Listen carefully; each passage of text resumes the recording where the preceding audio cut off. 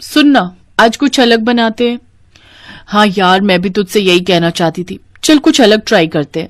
तो एक काम करें, हलवा बनाएं क्या? नहीं यार, पूरी सब्जी बनाते हैं बढ़िया सी। अरे पूरी वूड़ी छोड़, हलवा बनाते हैं। अभी तो खाया था 2 दिन पहले ही हलवा, अब पूरी सब्जी बनाते हैं। पूरी सब्जी और हलवे के चक्कर में दोनों बहनों में बहस होने लगी। पल्लवी हलवा बनाने को तैयार नहीं थी और मानसी पूरी सब्जी के लिए नहीं मान रही थी। इसी बात को लेकर दोनों बहनें रसोई के अलग अलग कोनों में मुंह फुलाकर बैठ गईं। फिर थोड़ी देर बाद, अच्छा सुन, अब गुस्सा छोड़, चल पहले हलवा बनाते हैं और फिर तू वादा कर कि पूरी सब्जी भी बनवाएगी मेरे साथ। हाँ पक्का पक्का बनवाऊंगी। पल्लवी और मानसी जुड़वा बहनें थीं, देखने में बिल्कुल एक जैसी। दोनों आपस में खूब लड़ती थीं, पर एक दूसरे के बिना रह भी नहीं पाती थी। हर बार जब भी उनका झगड़ा होता तो थोड़ी देर की नाराजगी के बाद वो कुछ न कुछ करके बीच का रास्ता निकाल ही लेती थी। उस दिन भी पल्लवी और मानसी ने ऐसा ही किया। रसोई में हलवा भी बना और पूरी सब्जी भी। दरअसल दोनों ही बहनों को खाना बनाने का बहुत शौक था और दोनों वाकई बहुत अच्छा खाना बनाती थी। ऐसे ही हंसी खुशी वक्त बीत रहा था और फिर एक दिन, सुनना, मुझे तुझसे कुछ बात करनी है। हाँ बोल। यार वो ना, एक लड़का है, मुझे बहुत पसंद है वो। अच्छा, अरे वाह, अब नाम क्या है उसका? नाम तो नहीं पता, कभी बात नहीं हुई, बस आंखें मिलती हैं ना। वो कुछ कहता है और मेरी तो हिम्मत ही नहीं होती आगे से बात करने की। चल दिखा मुझे, कहाँ रहता है वो? अरे जब मैं बाजार जाती हूँ ना तब मिलता है मुझे वो, रोज। क्या बात कर रही है? वैसे मुझे भी तुझे किसी से मिलाना है। मुझे भी एक लड़का पसंद है और कमाल की बात तो यह है कि मेरी भी उससे कभी बात नहीं हुई। बस तेरी तरह नजरों नजरों का प्यार है मेरा भी। अच्छा, तो तेरा वाला कहाँ रहता है? वहीं बाजार में। कमाल है ना। अगर ऐसा है तो अभी चल, आज दोनों से मिल ही लेते हैं। चल। दोनों बहनें फौरन बाजार पहुंची, लेकिन उन दोनों जुड़वा बहनों को साथ देखकर वहां खड़ा एक लड़का बेहोश होकर जमीन पर गिर पड़ा। उसके गिरते ही पल्लवी और मानसी दोनों उसकी तरफ भागी। थोड़ी देर बाद लड़के को होश आया तो लड़का बोला, आप दो हो? मतलब दोनों अलग अलग हो या मुझे कुछ हो गया है? मतलब अरे हम दो ही हैं, असल में हम जुड़वा बहनें हैं। तो मैंने किससे प्यार, मेरा मतलब है कि मैंने किसे देखा? हे भगवान, ये तो गड़बड़ हो गई। मुझे लगता था कि आप मुझसे प्यार करते हो और मुझे लगता रहा कि ये मुझसे प्यार करते हैं। ये तो भारी कंफ्यूजन हो गया। देखो, मैं सच्चे दिल से कहता हूँ कि मुझे आप दोनों से प्यार है। मतलब अरे ये कैसे हो सकता है? लेकिन अब क्या करें? पल्लवी और मानसी दोनों ही कवि से प्यार करती थी और कवि भी अनजाने में दोनों से ही प्यार कर बैठा। नतीजा ये हुआ कि कवि ने दोनों बहनों से एक साथ शादी करने का फैसला किया और दोनों बहनें भी इस बात के लिए राजी हो गईं। लेकिन अब समस्या ये थी कि कवि की कम तनख्वाह में घर का खर्च कैसे चले। दरअसल कवि अपनी माँ के साथ एक छोटे से किराए के घर में रहता था। काफी नानुकुर के बाद कवि ने अपनी माँ कमला को अपनी शादी के लिए मना लिया और फिर शादी के बाद, वैसे तो द्वार पर एक ही कलश रखा जाता है, पर अब मेरी 2 बहुएं हैं तो तुम दोनों के लिए अलग अलग कलश रखा है मैंने। आओ बहुओं, गृह प्रवेश करो। जैसे पल्लवी और मानसी ने अपने पैर आगे बढ़ाए, ठीक उसी वक्त उनका मकान मालिक वहां पहुंचा और फिर, सुन कमला, ये सब नहीं चलेगा। मकान देते वक्त बस 2 लोगों के रहने की बात हुई थी। हाँ पर लाला, बेटे की शादी तो होगी ना कभी। हाँ होगी, मगर 2 पत्नियां भला कौन लेकर आता है? देखो, मैं 1 हफ्ते का वक्त देता हूँ। तुम चारों अपना बोरिया बिस्तर समेटो और चले जाओ यहाँ से, समझे? ये सब मेरे घर में नहीं चलेगा। मकान मालिक लाला बहुत ही खड़ूस आदमी था। कवि और कमला ने उससे बहुत मिन्नतें की पर वो नहीं माना और इस सब में बेचारी पल्लवी और मानसी के गृह प्रवेश की रस्म भी पूरी ना हो सकी। 1 हफ्ते बाद चारों ने एक दूसरा मकान किराए पर लिया और फिर, वो लाला कितना खड़ूस था, उसने बहुत बुरा किया हमारे साथ। क्या कितनी देर से देख रही हूँ तू कुछ बोल ही नहीं रही है। आखिर चल क्या रहे तेरे मन में? मुझे अपना मकान चाहिए जिसमें तू और मैं फिर से पूरे सम्मान के साथ गृह प्रवेश कर सके। हैं? ये क्या बोल रही है? अपना मकान? अरे हलवा या पूरी सब्जी थोड़ी ही है जो मिलके बना लेंगे। अरे वाह, क्या आइडिया दिया है तूने। अब तो हलवा और पूरी सब्जी बनाकर ही बनेगा अपना मकान और हम दोनों मिलकर बनाएंगे। मानसी की बात पल्लवी को भी जच गई। दोनों ने कवि और उसकी माँ कमला को भी मना लिया। अब कवि अपनी फैक्ट्री में काम करता और उधर पल्लवी और मानसी ने मिलकर पूरी सब्जी और हलवा बनाकर बेचना शुरू कर दिया। दोनों के हाथों का स्वाद जल्द ही लोगों की जुबान पर चढ़ गया और उनके ग्राहक दिन दूने और रात चौगुने होने लगे। फिर कुछ साल बाद, आओ बहुओं, तुम्हारा अपने घर में स्वागत है, आओ गृह प्रवेश करो। दोनों बहनों ने अपनी मेहनत से अपना मकान खड़ा किया और फिर पूरे सम्मान और खुशी के साथ दोनों का गृह प्रवेश हुआ। खुशी के आंसू सबकी आंखों में थे, खास तौर पर कवि, जिसे आज अपने फैसले पर बहुत गर्व हो रहा था।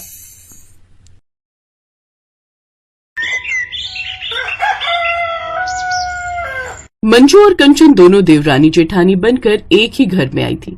मंजू देखने में कम सुंदर थी, जबकि कंचन देखने में बहुत सुंदर थी। राज और विराज दोनों भाइयों की उम्र में 1-2 साल का ही अंतर था, इसलिए सुलेखा देवी का मन था कि वो दोनों बेटों की शादी एक ही मंडप में करे। इसी वजह से मंजू और राज की शादी सगाई के 6 महीने बाद तक रुकी रही। जब कंचन की पढ़ाई पूरी हो गई, तब उसने विराज को शादी के लिए हाँ कह दी। आज मंजू और कंचन की सुहागरात थी और इसी विषय पर घर में बात हो रही थी। माँ, वो रूम की सजावट वाला भैया खाली कंचन भाभी के कमरे की सजावट करके आए, मंजू भाभी के कमरे में कोई सजावट नहीं हुई क्या? मैं क्या बोलूं, राज का मन ही नहीं है कमरे की सजावट करवाने का। उसने ही फूल वाले को मना कर दिया, बोला कि मुझे नहीं सजवाना। अच्छा लगेगा क्या माँ, कंचन भाभी का कमरा सजा हुआ और मंजू भाभी का बिना सजा? बहुत दिल दुखेगा मंजू भाभी का। कोमल, मेरे बारे में इतना टेंशन लेने की जरूरत नहीं है।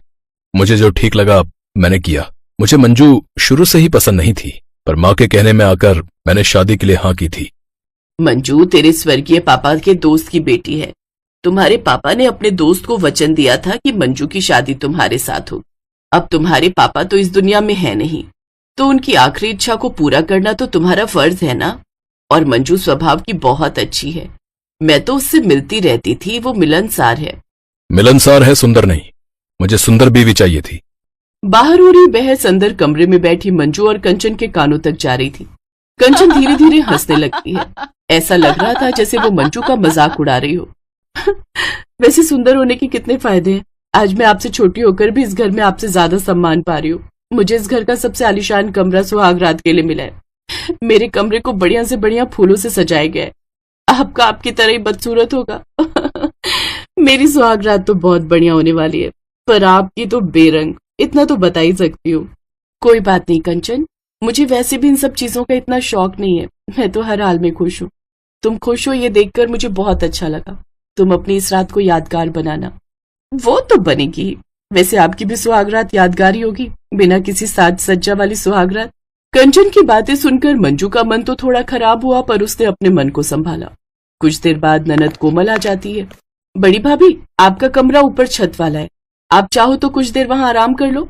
वैसे रात को भी आपको ऊपर छत वाले कमरे में ही सोना है।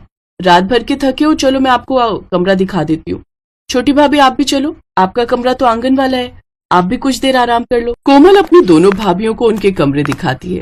कंचन का कमरा बहुत सुंदर लग रहा था, बिल्कुल आलीशान सजावट की गई थी, जबकि मंजू का कमरा छत पर बना हुआ थोड़ा पुराना छोटा सा था। मंजू कुछ देर के लिए अपने कमरे में आराम करने चली गई। इधर कंचन भी अपने कमरे में आराम कर रही थी। शाम को अचानक बहुत तेज बारिश शुरू हो गई। इतनी बारिश की सड़कों पर पानी भर गया। अरे अरे, आज तो इतनी तेज बारिश है जितनी पूरे मौसम में नहीं हुई। माँ, सामने वाली कॉलोनी में घरों में पानी घुसा है। हमें तो डर है कि कहीं हमारे भी घर में पानी न घुसाए। अरे बाप रे भैया, याद है एक बार पीछे वाले दरवाजे से बड़ा कमरा पूरा भर गया था जब बारिश आई थी, और आज तो वही कमरा आपको सोने के लिए दिया जा रहा है। देखते हैं, अब जो होगा देखा जाएगा। रात को जब सबने खाना वगैरह खा लिया तो सब सोने की तैयारी करने लगे। तभी पड़ोस में पहली मंजिल पर रहने वाली कोमल की ताई उन्हें आवाज लगाती है। कोमल, मैंने तुम्हारा और सुलेखा का बिस्तर लगवा दिया है, तुम दोनों आ जाओ सोने के लिए। जी ताई जी अभी आते हैं। माँ, ताई जी सोने के लिए बुला रही है, चले? हाँ हाँ चल, उन्हें भी तो सोना होगा, हम दोनों का इंतजार कर रही हैं। राजविराज, तुम दोनों भी अपने अपने कमरे में जाकर सो जाओ, मैं और कोमल ताई जी के घर सोने जा रहे हैं। बारिश बहुत तेज हो चुकी थी। राजविराज दोनों अपने अपने कमरे में सोने चले जाते हैं। आप बिस्तर पर सो जाओ, मैं जमीन पर सो जाऊंगी। नहीं, मैं जमीन पर सो जाऊंगा, तुम बेड पर जाकर सो जाओ। मेरे से फालतू बात मत करो। मंजू बेड पर सो जाती है और राज जमीन पर। मंजू की अभी आंख लगने वाली थी कि तभी वो कमरे में एक कॉकरोच को देख लेती है और चिल्लाकर पलंग से नीचे कूद जाती है। राज घबरा कर उठता है। मंजू राज से लिपटकर रोने लगती है। मंजू का अचानक से लिपटना और डरना एक पल के लिए राज को आकर्षित कर लेता है। फिर वो अपना ध्यान हटाता है। ये सब क्या है मंजू? हटो, पीछे हटो, छोड़ो मुझे। नहीं नहीं, मैं नहीं हटूंगी। कॉकरोच है, वहाँ कॉकरोच है। कॉकरोच? अरे तुम कॉकरोच से डर रही हो? मुझे सोना है, चुपचाप जाकर वहां सो जाओ और मुझे भी सोने दो। मंजू डरते डरते वापस बेड पर लेटने तो आ जाती है, पर उसे बहुत डर लग रहा था कि कहीं कॉकरोच उसके बेड पर ना आ जाए। मंजू देखती है कि राज थोड़ी नींद ले चुका है, तो वो चुपचाप उसके पास आकर उससे लिपटकर डरते डरते सो जाती है। राज और मंजू दोनों गहरी नींद में सो चुके थे कि अचानक विराज की आवाज से राज जाग जाता है। वो देखता है मंजू उसके बराबर में ही सो रही है, पर वो उस समय कुछ नहीं बोलता। मंजू भी हड़बड़ा कर उठ जाती है। राज भैया, हमारे कमरे में पानी भर गया है और पानी बेड के ऊपर तक आ गया है। हमारा इस कमरे में सोना मुश्किल है। पूरे कमरे में पानी भर चुका है, पीछे वाले दरवाजे से पानी आ गया। कंचन और मुझे सोने में परेशानी हो रही है। हम कैसे सोएं? एक काम कर, कंचन के साथ ऊपर आ जा। चलो कंचन, आज हमें ऊपर वाले कमरे में सोना पड़ेगा। क्या विराज, आज हमारी सुहागरात है और हम एक साथ सोएंगे। कंचन, मजबूरी है, हमें एक साथ सोना पड़ेगा। यहाँ तो बहुत डर है। ये बारिश रुक जाए तो उसके बाद कल कमरे का पीछे का हिस्सा ठीक करवाएंगे। चलो ऊपर कमरे में चलते हैं। और फिर विराज और कंचन ऊपर राज और मंजू के कमरे में आ जाते हैं। भैया, मैं और कंचन जमीन पर सो जाते हैं। नहीं नहीं विराज भैया, हम दोनों तो पहले ही जमीन पर सो रहे थे। हमें बिस्तर पर नींद नहीं आ रही थी। आप दोनों बेड पर सो जाओ। आप दोनों जमीन पर सो रहे थे, बेड पर क्यों नहीं? वो तुम मत पूछो, वरना तुम्हें भी डर लगेगा। क्या बात है, हमें भी तो पता चले। वो एक मोटा कॉकरोच आ गया था, इसलिए मैं डर गई थी। मुझे बेड पर सोने में डर लग रहा था। राज ने बोला कि मुझे डर न लगे, तो हम दोनों ने जमीन पर ही बिस्तर बिछा लिए। क्या कॉकरोच? फिर तो मैं बेड पर नहीं सोने वाली। वो देखो कंचन, पूरा कॉकरोच, वो खिड़की से बाहर जा रहा है। रुको, मैं खिड़की बंद कर देता हूँ। कॉकरोच खिड़की से बाहर चला जाता है। विराज खिड़की बंद कर देता है, पर राज को अभी तक हैरानी हो रही थी कि ऐसा तो कुछ हुआ ही नहीं था। वो तो अकेला ही जमीन पर सोया था, और वो भी गुस्से में। फिर भी मंजू ने किसी को शक नहीं होने दिया। उस रात विराज और कंचन बेड पर थे और मंजू राज के साथ जमीन पर लेट जाती है। उस रात के कुछ पलों में ही मंजू ने राज के दिल में अपनी जगह बना ली थी। कहीं न कहीं राज के मन में मंजू के लिए प्यार आ ही गया था। मंजू की नादानी से भरी मीठी मीठी बातें राज के दिल में उसके लिए एक अलग जगह बना लेती हैं, और उन दोनों का रिश्ता अच्छा हो जाता है। कहने को तो वो रात मंजू और कंचन की सुहाग रात की थी, पर उस रात चारों में से कोई भी नहीं सोया। चारों आपस में बातें करते रहे, अपनी अपनी बातें बताते रहे। कंचन भी देख रही थी कि उसने भी मंजू को कितना गलत बोला। उसे एहसास होता है कि सचमुच वो मंजू की अच्छी मिलनसार आदत को पहचान ही नहीं पाई थी। बातें करते करते कब सुबह हो गई ये पता ही नहीं चला। मंजू और कंचन के रिश्ते में भी वो रात एक मजबूत रिश्ते की छाप छोड़ गई। मंजू और कंचन के लिए वो सुहाग रात सचमुच ही यादगार बन गई।